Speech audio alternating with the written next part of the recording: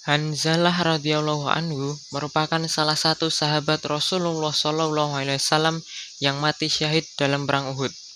Syekh Maulana Muhammad Zakaria Al-Kandahlawi dalam kitabnya Fadail Al-A'mal mengisahkan, pada mulanya Hanzalah tidak ikut bertempur dalam perang Uhud.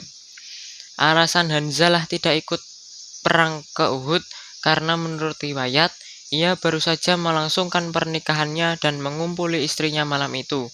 Ketika ia baru saja duduk untuk mandi dan baru membasuh kepalanya, tiba-tiba terdengar kabar kekalahan kaum muslimin, katanya.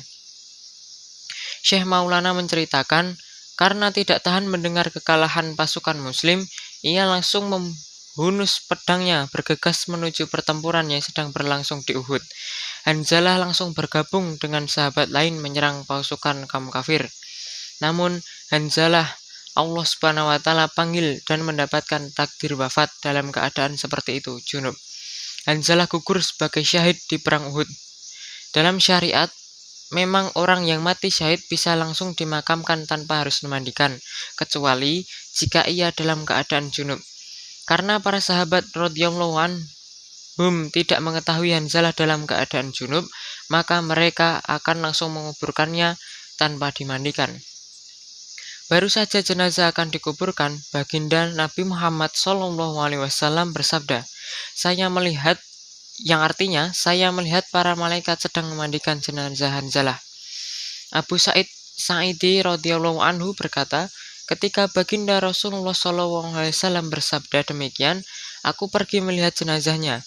Kulihat bulir-bulir air bekas mandi menetes dari kepala Hanzalah. Sepulang dari pertempuran, baginda Rasulullah SAW memastikan lagi dari keluarganya dan memang ternyata Hanzalah pergi ke medan perang dalam keadaan tanpa mandi junub. Atas peristiwa inilah Hanzalah dikenal dengan julukan Ghazil al-Malaikat atau dimandikan malaikat. Faidah dari kisah ini, kata Syekh Maulana, adalah teladan keberanian yang sangat tinggi dari sahabat. Seorang pemberani sulit untuk menunda niatnya berjihad sehingga ia tidak sampai menyelesaikan mandi junubnya.